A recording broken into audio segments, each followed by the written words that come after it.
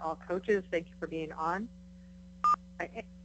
This webinar is going to be recorded, so I wanted to make sure everyone's aware of that as well. The presentation will be conducted in what is called presentation mode, meaning that your line will be muted. We have a number of slides to go through this evening, the PowerPoint presentation that is. We want to make it as efficient as possible, but we are going to be right up against a full hour, so we want to be efficient and sensitive to everyone's time. So we are going to present in presentation mode, like I said, so your line will be muted, and if you do have a question as we go along, please jot yourself a note and we'll have a question and answer opportunity if time allows at the end of the presentation. So with that, turning over to presentation mode. Presentation mode is now enabled. Good evening. First, I want to welcome everyone. Again, my name is Melissa Kelly, Special Olympics Maryland Senior Director for School Sports Programs. I also work in a co-venue director position with Brian Gehring, who is on, who also serves as a member of the sports management team. So Brian, you want to say hello? Hello, folks. And then as well, Mike Zarnowski, Vice President for Program for Special Olympics Maryland, is on. We also have a few other people from the sports management team. So thank you, folks, Marva and Rennie, for being on as well. With that, we want to start off the presentation by making sure everyone is absolutely aware that our safety of our athletes are of the utmost importance. So we want to make sure that everyone who is participating either as a volunteer or an athlete has the right paperwork in. So with that said, please make sure the first slide right out of the gate that no athlete or volunteer may participate in any manner whatsoever. We realize when people show up to practice and they don't have the proper paperwork, it's really tugging at your heartstrings to get them on the field and get them going. It's really not anything that we can provide an exception to, and you shouldn't either. We want to make sure everything's on the up and up, and that everyone is as safe and cleared as best we can and do our due diligence. So please make sure of that. Very important, and you're in the front lines of that as the coaches. So employ people to make sure that that happens. Coordinators would have you, but that absolutely needs to happen. No ifs, ands, or buts. So thank you. With that, covering the registration deadlines, please, if you do not know who your GMS registration manager is, please find that out and or work with your sports coordinator, the person who works with you, to ensure all of the registration is processed properly, both with forms and paperwork, but then also submitting your qualifying scores and making sure the right people are in the right events, so on and so forth. So with that, the training registration deadline, and you want to make sure you are aware and checking in with people on this, the right people, is coming up just short of a month away on April 21st, and that provides exactly what's due there. I won't go through that line by line. It's there for you to review, and you will receive a copy of this presentation no later than noon tomorrow. So look for that in your email. May 2nd is the last date to submit missing forms. So once everyone is submitted as training, then you need to get the Special Olympics medical, and then as well the volunteer applications for anyone missing those. And those need to be valid through the games, which is June 12th. So anyone who has not submitted the paperwork by that date will be deleted from the games and will not be able to participate. So that's a very while all of these deadlines are very important, that is exceptionally important.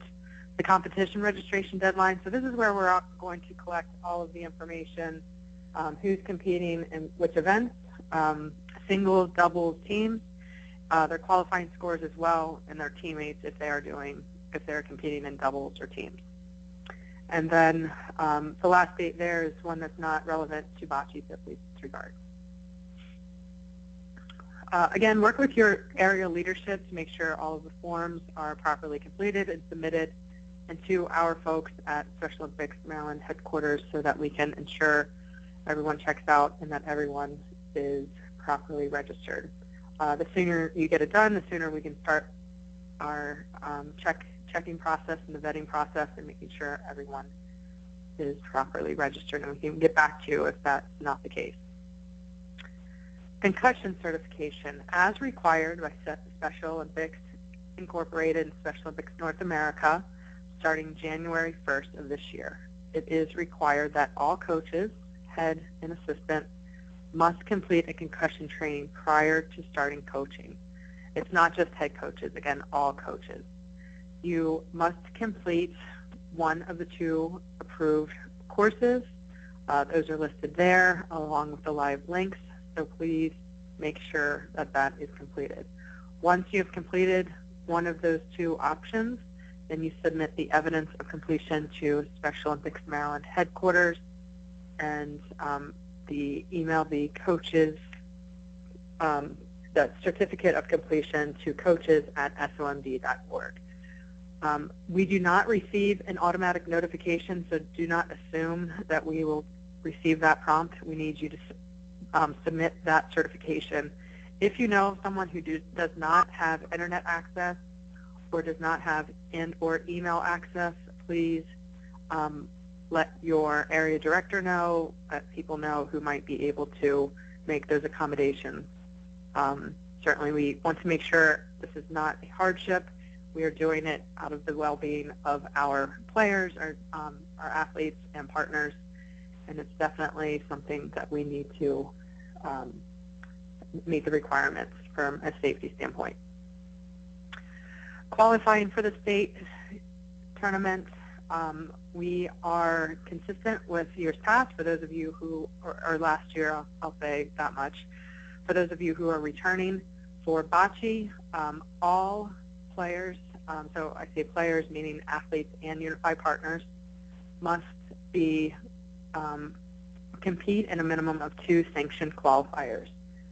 One qualifier must be a multi-area county qualifier, similar to a spring games, or one that has just as few as 2 area counties competing. So, for instance, Frederick County is hosting Howard County next month, I think in May, so that would absolutely suffice for that first requirement.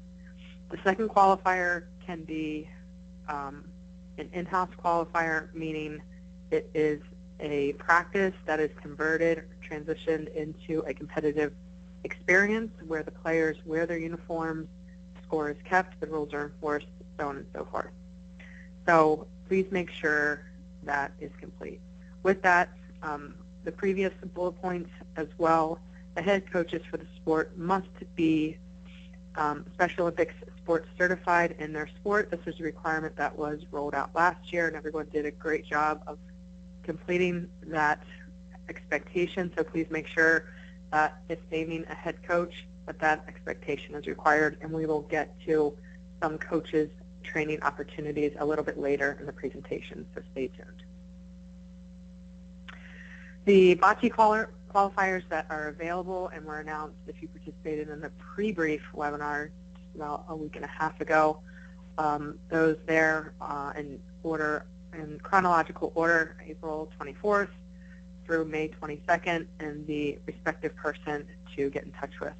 Please do make sure to note the third column in which the Anne Arundel and Montgomery qualifiers are considered full and are no longer accepting registration. As well, a very important notation that the Montgomery County qualifier on May 15th is the required qualifier for all players, all athletes who will compete in half court. So more to come on the half court event, which is new this year.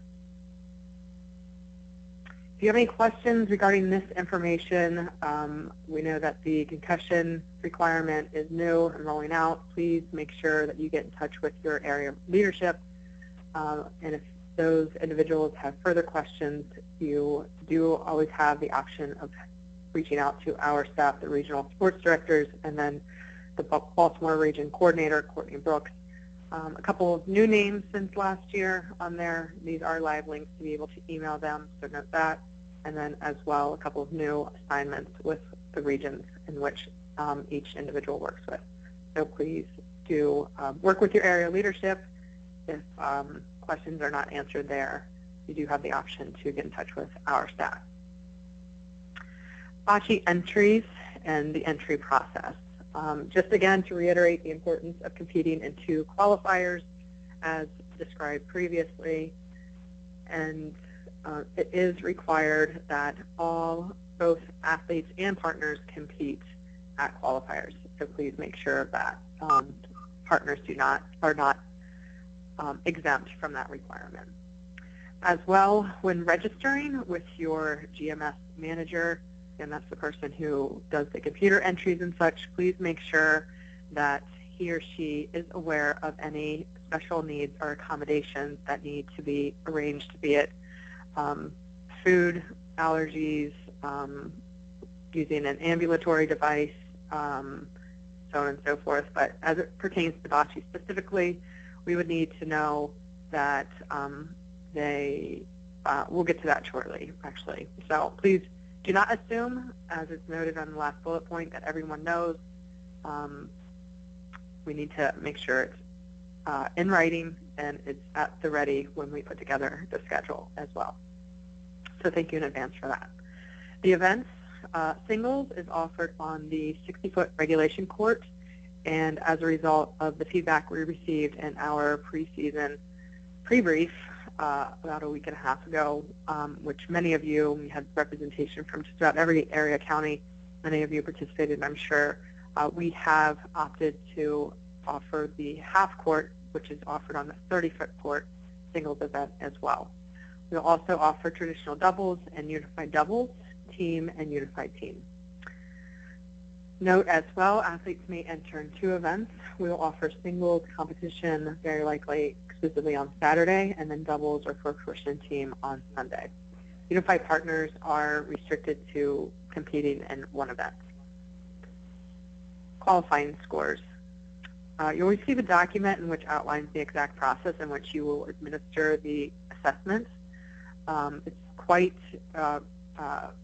rigorous and time-consuming, but it is absolutely necessary to ensure that we have a quantitative measure for each of the players and can, as best we can, division them accordingly, both for singles and doubles or team. So please make sure that you review that process. Don't assume that you know it, even though you've been doing it year after year. If you're like me, it's been 330 days since I've even looked at that document, so please make sure that you review it and that you are conducting the assessments to as thoroughly as possible. Those scores are then reported to your area's GMS manager. Note as well that each of the team registrations, one qualifying score is unique to the individual. So if Katie Smith and Tina Wagner are teammates, they do not have the same score. Their individualized assessment score, qualifying score, is entered into the system. Just want to make a notation on that. We had a good handful of programs who made that misassumption last year, so I want to make sure that that's clear from the get-go this year going in. So please be sure to note that when speaking and working with your GMS manager. Coaching, again, more feedback from the preseason briefing. Where we collect feedback from all the coaches. Only competing athletes, unified partners, and designated volunteers are allowed on the court. To provide further clarification, coaches are not permitted on the court. And then once the official match clock has started, no coaching or instructional assistance is permitted. This rule applies to coaches and spectators. The one exception is in the instance of doubles and teams.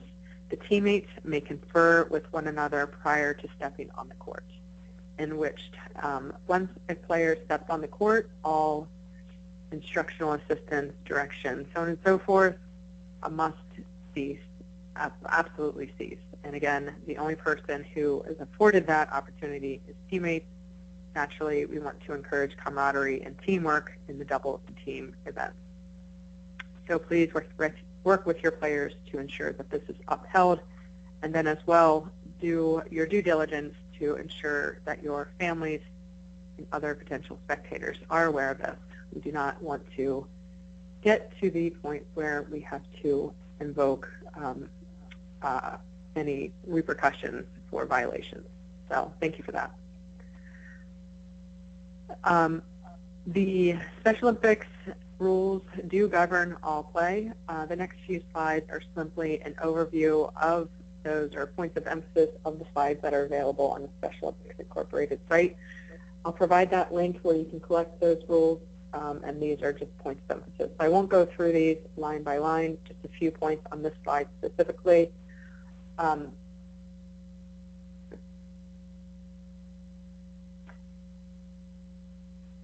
The official means in which one is to measure is taken from the inside of the bocce ball to the center top of the plana. So I point that out because many people want to see that employed and happen each and every time with our officials. And as you know, our officials, while we do have a good retention rate year to year, some of the officials do measure with other means. As long as the measurement application is consistent when measuring, please be flexible with that.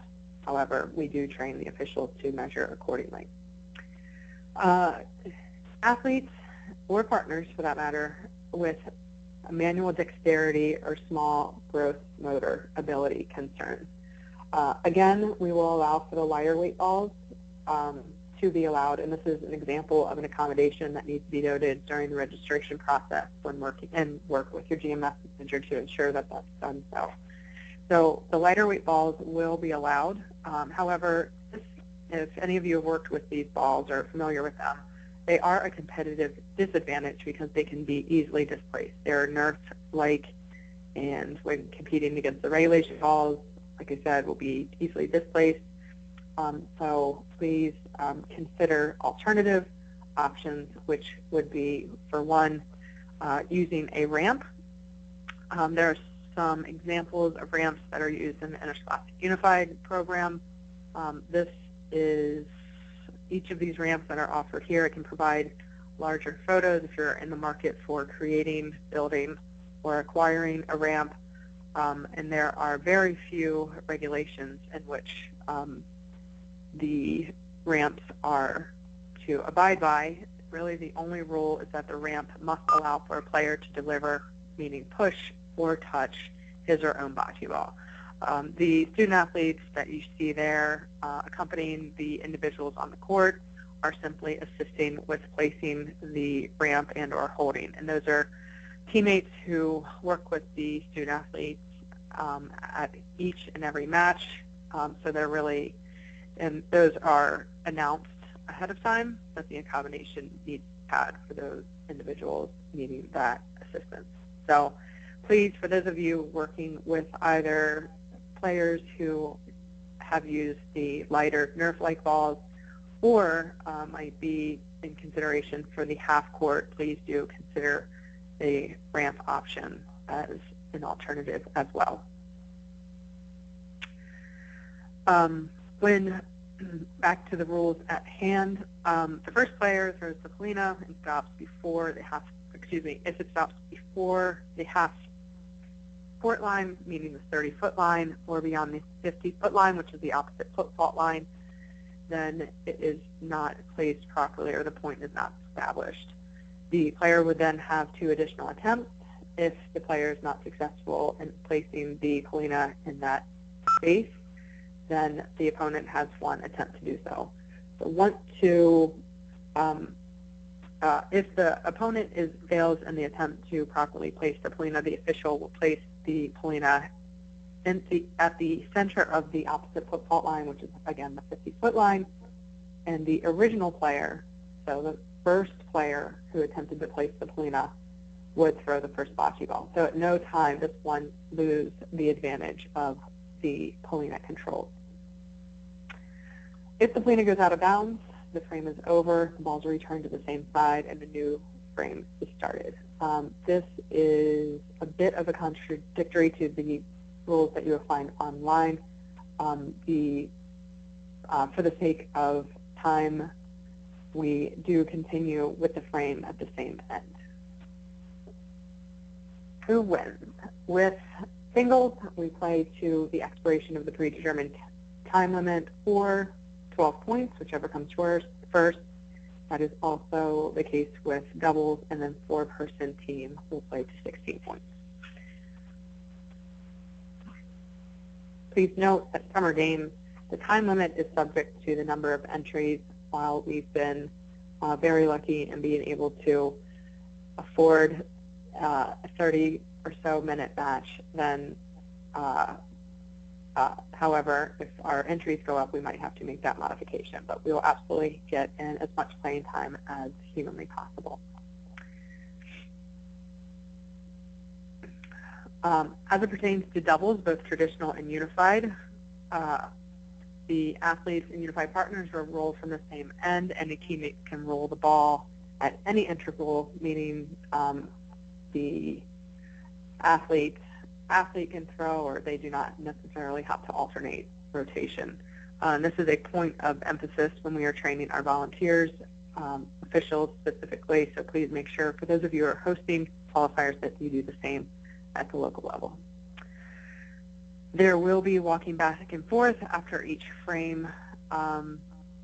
We are receptive to receiving requests to not make this necessarily a requirement each and every time. We realize there are some ambulatory mobility restrictions that we need to be mindful of, and for the sake of the pace of the match, we need to know if there are some restrictions, and we will hear those and make the best decision possible for all players. The foul lines will be enforced. One foot may not touch the foul line whatsoever, so if they touch it, step on it, it is absolutely a foul and will be ruled as such, and the ball will be considered a foul and removed from play.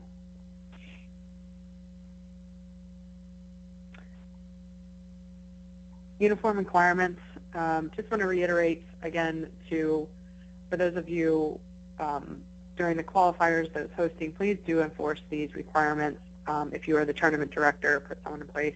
Coaches, you are on the front lines to make sure that these are employed as well, both at multi-county qualifiers and at in-house qualifiers. We want everyone to get in the comfort and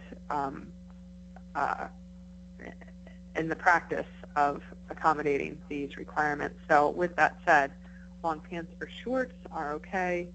Jeans, running shorts, and short shorts, which are defined as more than 3 inches above the knee, are absolutely restricted. Athletic shoes are preferred, are required, excuse me, and please ensure that those will not damage the playing surface whatsoever. As you know, we use Towson University's varsity soccer field, so we want to make sure that we keep that on the up and up and at its top quality. Hats are permissible. Please make sure that those are sponsor and corporate logo free. Collared shirts are required. That this is considered to be a quote unquote gentleman's game, so consistent with what you would see in golf, we would like to see collared shirts. We need to see collared shirts as well. Alternates. While this is a rare practice, we realize that some area counties do have the option or the extended roster to be able to designate players as alternates. Really, for all intents and purposes, you should register all players, but we realize you may have some considerations for people perhaps being considered as no-shows or a risk of not coming. So you would, in that case, register an alternate through your GMS manager. And this, if that is in fact necessary to activate the alternate, you would do so on site through the expectations outlined in the pre-competition webinar, which we'll go over at that time, and that person would be designated.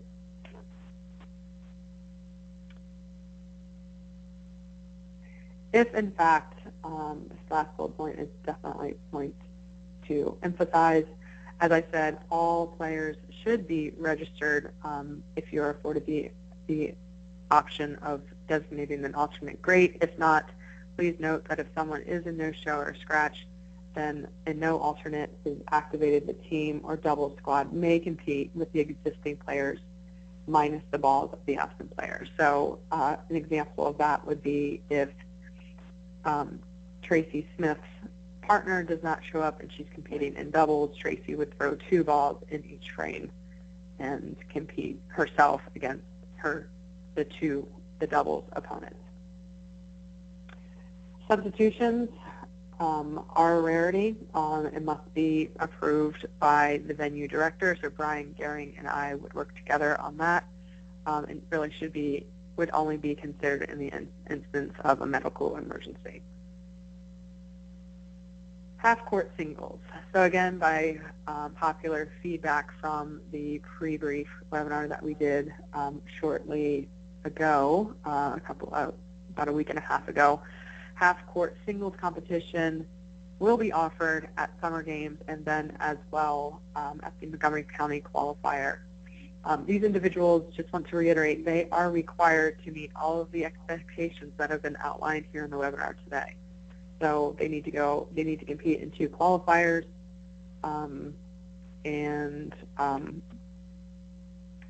if you have any questions about that, please do get in touch. Half-court singles is intended for lower-level athletes who cannot toss the bocce or polina ball at 20 feet or more and typically have an assessment score of 700 or higher.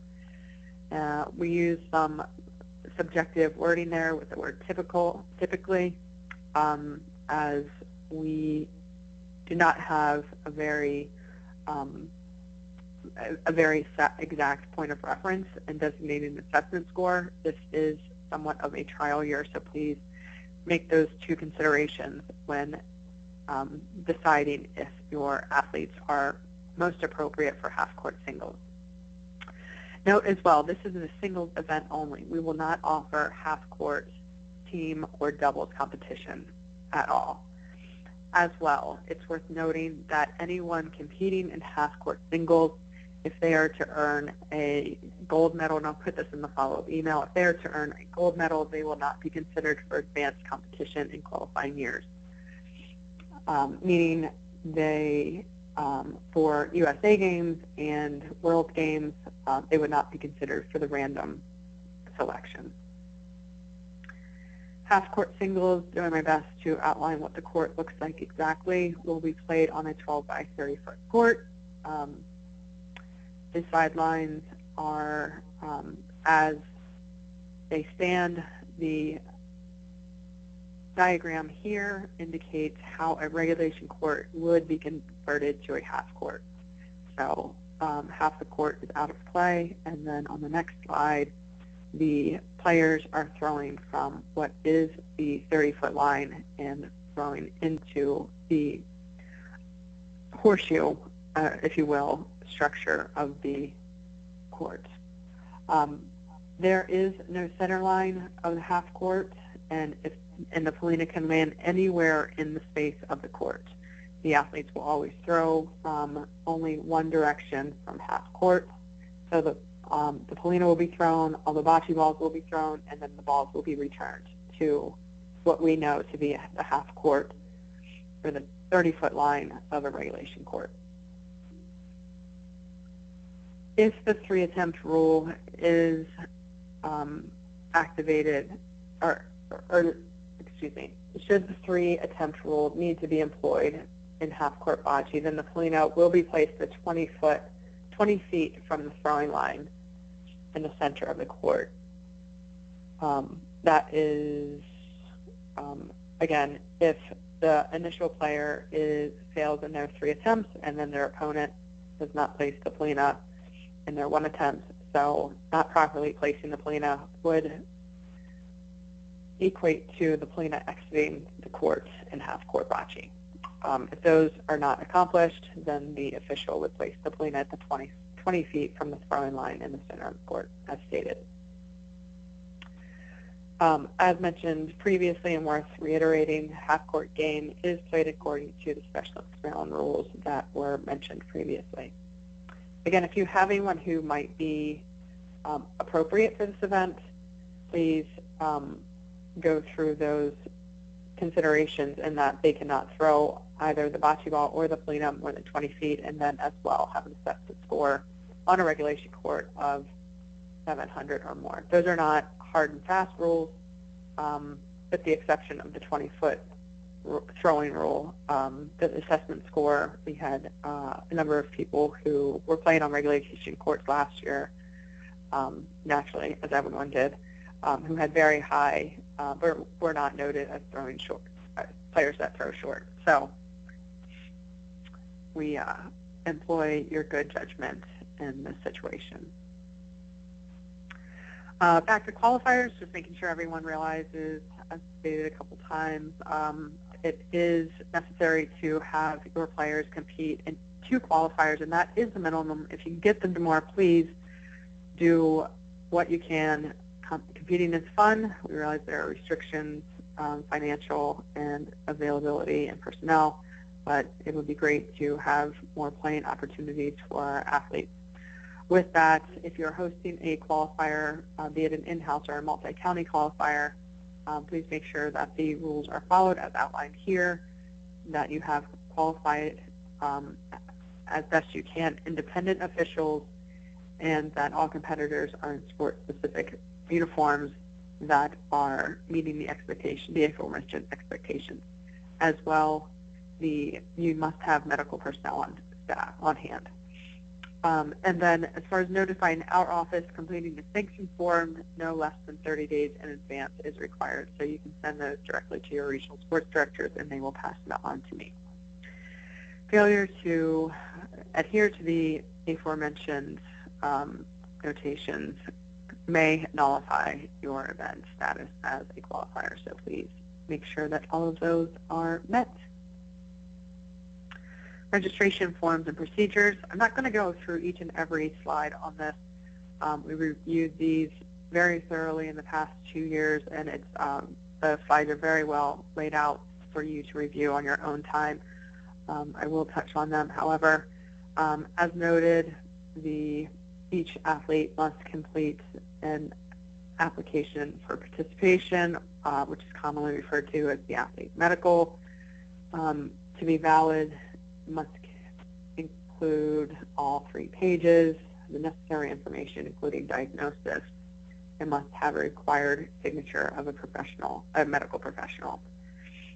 And once those are complete, they are valid for 3 years, and again, they must be valid through the end of the games, which is June 12th. And there's a screenshot of that. Page 2, page 3. Volunteers, again, risk management and making sure our athletes are safe.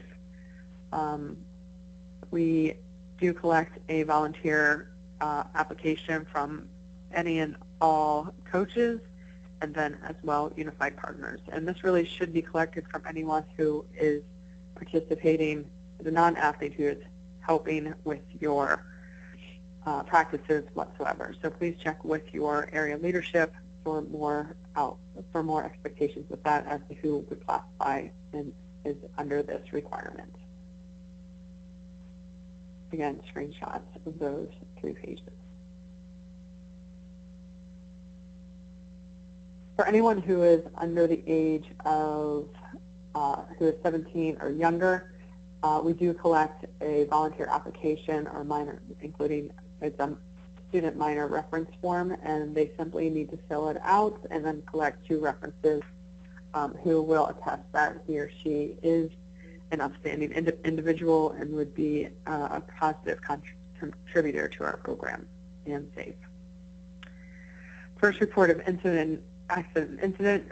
Just a quick reference to this. You should be aware as you're conducting training sessions, and for some of you hosting qualifiers, please be sure to have these on hand or readily available. It could be anything from an injury, illness. We've seen some with behavioral incidents and that sort of thing. So please be sure to have these on hand. If you do not have these on hand, please, if there's anything of that nature that occurs, please do work with your area leadership to collect one and get it into the hands and get it back to our office so that we can have record of the incident and keep a copy for yourself, certainly. Head coach certification, as was stated earlier, there's a longstanding policy that has not been consistently adhered to. So in basketball last year, we rolled out the requirement that all head coaches need to be sports certified and valid through the games by May 2nd. So this, again, is valid for 3 years. Updates will be sent this weekend with learning opportunities that will include in-person sessions, live webinars, and online courses. Please, again, it's a requirement for all head coaches who are registered as such for summer games to be sports certified by May 2nd. So more to come on that.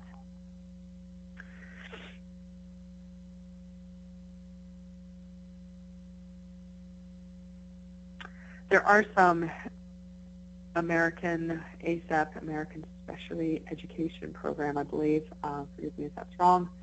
The American online Sport Education Program. What's that? American Sport Education Program. Sports Education Program. Thank you, Mike. Sure. There are some options, not necessarily specific to Bocce, as that is the powerhouse in Special Olympics. There are some general options that could meet the requirements and the associated costs.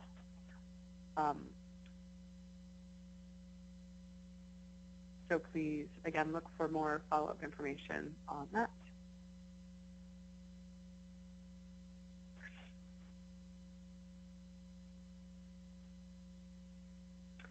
Coaches certifications, there are a couple of programs who have offered the opportunity for in-person coaches training.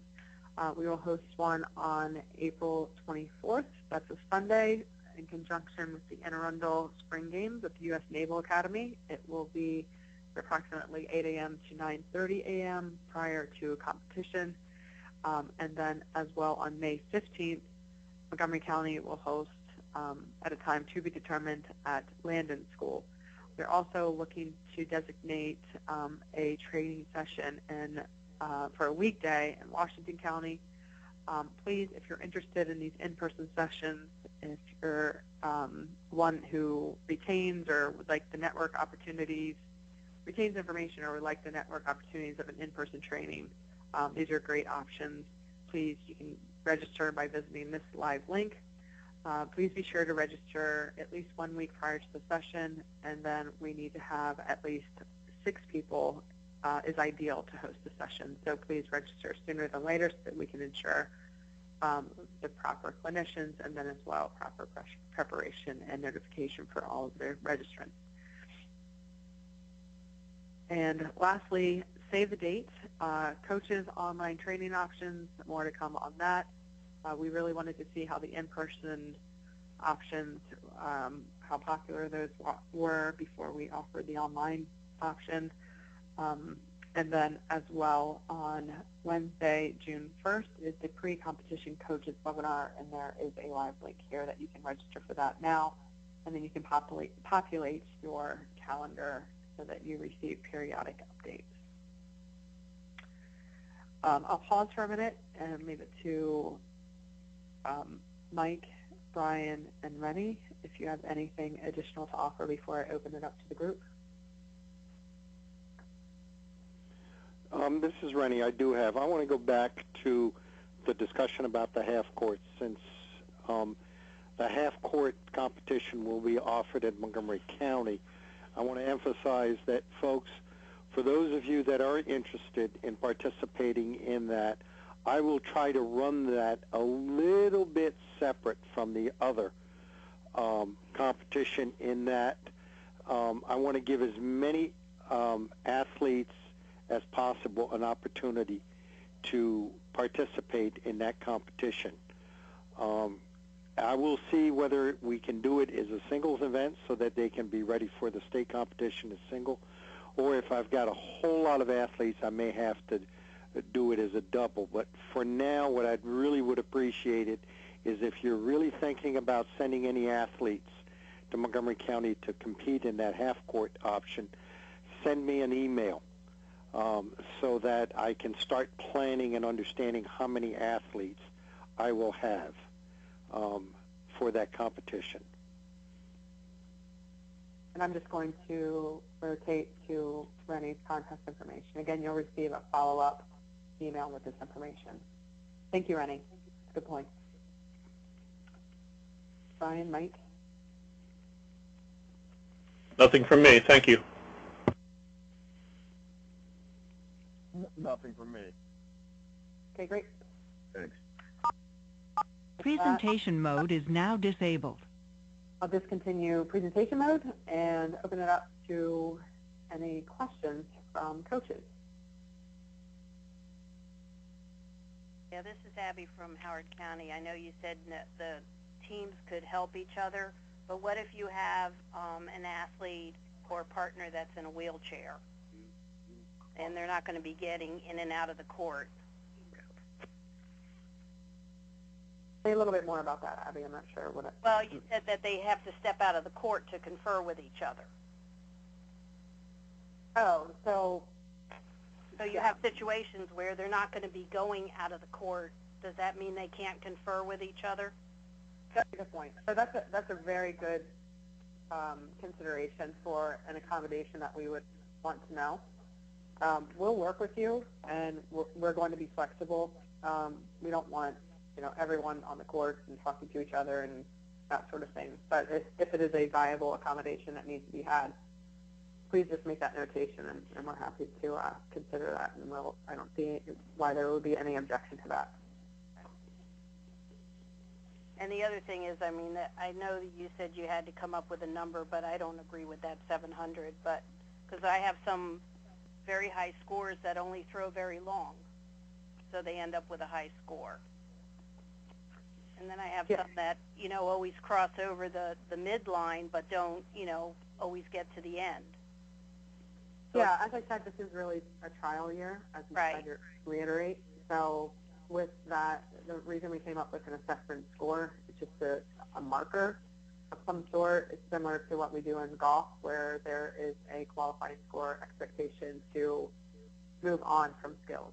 So yeah, if the qualifying score doesn't make sense next year, we need to hear that from you. But just that as a quantifiable indicator, that was our intention there. Right.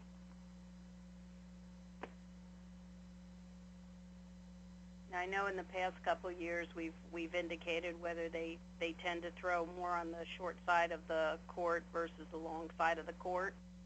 And like I said, I have athletes that do both. Are we marking those again in comments or not? Yes, we should. Mm-hmm. Okay.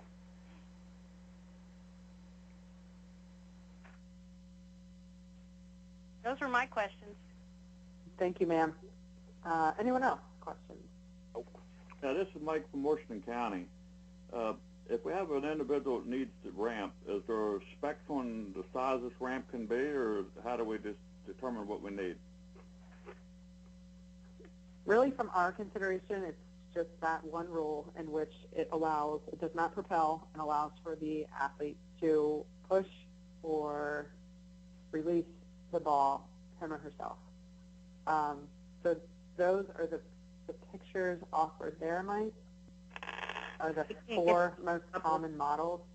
So I would look to those. The one, the young man sitting in the folding chair, that's really nothing more than a bowling ramp, I believe. So. All right, thank you. Sure. Their shorts and pants, they have to be khaki color, correct? No, ma'am. They can be any color? Correct. Okay.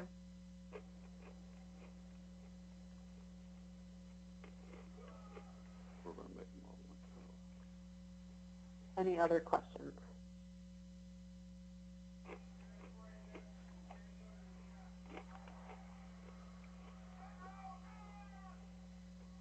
Okay, very good. Not hearing any, we'll wrap things up. Again, you can look for a follow-up. Yeah. Melissa, can you hear me? Yeah. Yeah, this is Stuart from Garrett County. How you doing? Good. How are you? Not too bad. Just letting you know, I'm out of town on vacation, but my go-to network thing is not working, but I'm on the phone with you guys. Okay. Good to know. You'll still receive the PowerPoint presentation, as will all of the area directors. So everyone can look for that, as well as some follow-up information on coaches' certification options and concussion certification options. So thank you again for taking the time to be on tonight. Hopefully we provided a thorough presentation, and please do make sure that you're in touch with the tournament directors, as noted, who are listing qualifiers, to make sure that your players are registered as qualifiers. With that, signing off. Thank you again, everyone. Thank you. Best of luck with the start of your season. Thank you, everyone. We'll see you this season.